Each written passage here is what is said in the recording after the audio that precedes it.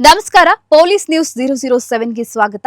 ಇವತ್ತಿನ ವಿಶೇಷ ಸುದ್ದಿ ಏನಿದೆ ತಿಳಿಯೋಣ ಬನ್ನಿ. ರಾಜಿ ಪಂಚಾಯಿತಿ ವೇಳೆ ಪತ್ನಿ ಮಾವನನ್ನು ಚಾಕುವಿನಿಂದ ಇರಿದು ಕೊಂದ ವ್ಯಕ್ತಿ.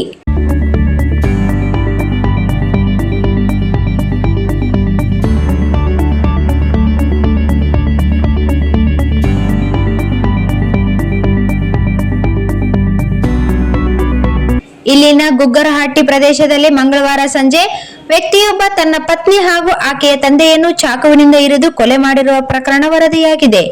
ಮೃತರನ್ನು ನಾಗಲಕ್ಷ್ಮಿ 24 ವರ್ಷ ಹಾಗೂ ಆಕೆಯ ತಂದೆ ಶ್ರೀನಿವಾಸ್ 48 ವರ್ಷ ಎಂದು ಗುರುತಿಸಲಾಗಿದೆ. ಆರೋಪಿಗಳಾದ ಪತಿ ತೇಜ 29 ವರ್ಷ ಮತ್ತು ಆತನ ತಂದೆ ಗುರುಶಂಕರ್ 50 ವರ್ಷ ಇಬ್ಬರು ದೋಬಿ ಇಸ್ತಿ ಕೆಲಸ ಮಾಡಿಕೊಂಡಿದ್ದು, ಕೊಲೆ ಆರೋಪ ಪ್ರಕರಣಕ್ಕೆ ಸಂಬಂಧಪಟ್ಟಂತೆ ಇಬ್ಬರನ್ನು ವಶಕ್ಕೆ ಪಡೆದಿರುವುದಾಗಿ ಪೊಲೀಸರು ತಿಳಿಸಿದ್ದಾರೆ.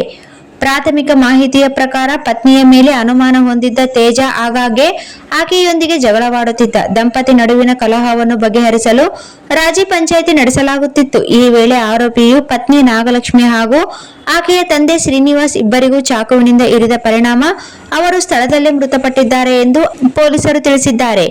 ಘಟನೆಯ ಮಾಹಿತಿ ತಿಳಿಯುತ್ತಿದ್ದಂತೆ ಎಪಿಎಂಸಿ ಪೊಲೀಸ್ ಠಾಣೆಯ ಅಧಿಕಾರಿಗಳು ಸ್ಥಳಕ್ಕೆ ಭೇಟಿ ನೀಡಿ ಪರಿಶೀಲನೆ ನಡೆಸಿದ್ದಾರೆ. ಕೊಲೆಯ ನಿಖರ ಕಾರಣ ಹಾಗೂ ಘಟನೆಗೆ ಸಂಬಂಧಿಸಿದ ಇತರೆ ಅಂಶಗಳ ಕುರಿತು ತನಿಖೆ ಮುಂದುವರಿಸಿದ್ದಾರೆ.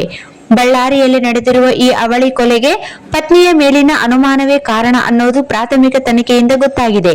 ರಾಜಿ ಪಂಚಾಯಿತಿ ಮಾಡಲು ಬಂದಿದ್ದ ಮಾವನನ್ನು ಬಿಡದ ಪತಿ ಚಾಕುವಿನಿಂದ ಇರಿದು ಇಬ್ಬರನ್ನು ಕೊಂದಿದ್ದಾನೆ. ಜೋಡಿ ಕೊಲೆ ಆರೋಪದಡಿ ಪತಿ ಮತ್ತು ಆತನ ತಂದೆಯನ್ನು ವಶಕ್ಕೆ ಪಡೆದು ತನಿಖೆ ಮುಂದುವರಿಸುವುದಾಗಿ ಎಪಿಎಂಸಿ ಪೊಲೀಸರು ಮಾಹಿತಿ ನೀಡಿದ್ದಾರೆ.